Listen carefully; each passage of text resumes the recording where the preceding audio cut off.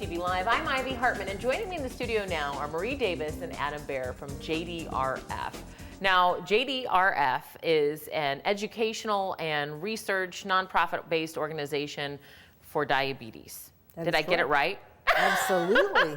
Can I work for you now? And November is Diabetes Awareness Month. So Marie, you're the executive director for the organization. And Adam, you're kind of now becoming kind of a poster child for the organization, so to speak. A little bit. Tell us about your experience with diabetes. I was diagnosed with type 1 diabetes at age 32, about 18, 19 years ago, and have been involved with JDRF off and on since then. They've been a great help, and I think I do a pretty good job with it, thanks in part to Marie and that organization. Yes, Marie is very dynamic. How important is getting the word out about diabetes, and what do we need to know? You know, it's really important because so many people have the disease but don't even know it. And that's because they haven't had that little drop of blood tested to see where's the glucose level.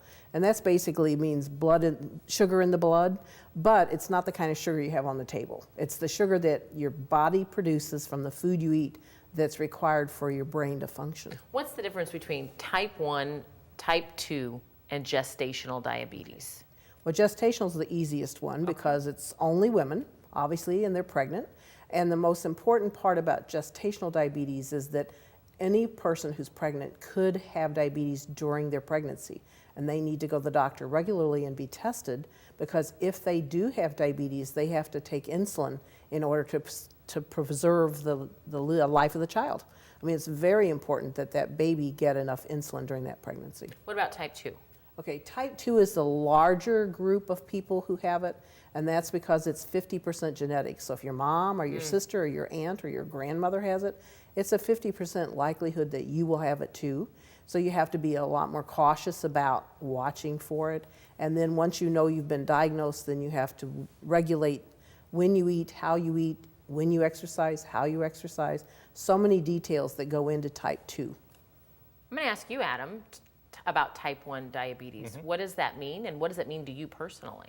It means that my pancreas no longer produces insulin, so I have to supplement or provide insulin externally through shots or through an insulin pump. So that's been the case since I was diagnosed 18 years ago.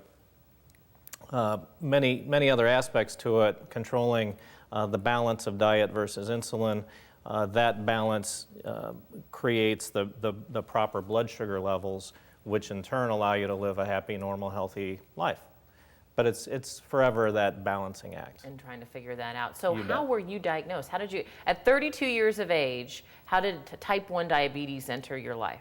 In hindsight, I had all the telltale signs. I didn't know it, of course, at the time. I lost about 45 pounds, so I became much skinnier than I am today. Was thirsty nonstop all day, was always going to the bathroom, and in the final weeks became very lethargic. I was just sort of tired all the time. So a friend at the office checked my blood sugar. It was very high, 380, which is 4 or 5 times higher than yours is, I would propose. And went to the doctor right away, made it official, and here I am. Now, many of the diagnoses, as I understand from you all off camera, come from like an emergency room visit, or sometimes because it goes undiagnosed, there are almost 70,000 deaths due to diabetes. Is that right, Marie? Wow. So what do I need to do? I mean, if I'm not getting, do I need to ask for a blood sugar test at my doctor? You really do. That one little drop of blood is going to make such a difference, because right away they can tell you, do you have a high glucose level? And if so, then they're going to say, well, you need to go for a longer test, a 12-hour fasting test where you don't eat anything for 12 hours. You go in, they take a vial of blood, and they can test, was that an anomaly, or is that really what's happening in your body?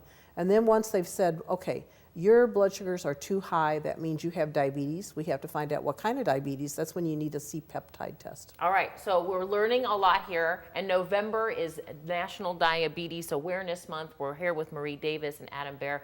We're sharing and talking a lot about what diabetes is, some of the symptoms, and how you can get tested.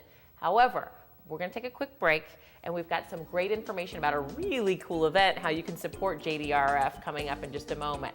So don't go anywhere. And remember, STL TV is on all the major social networks. After all, who isn't? I'm sure JDRF is out there, right? So we're on Facebook. Are you guys? Twitter, yep, and YouTube. And if you're out of town, you can catch all of our great programming streaming live through stltv.net. So JDRF can share it no matter where they are in the country. We'll be right back. More with Adam and Marie right after this.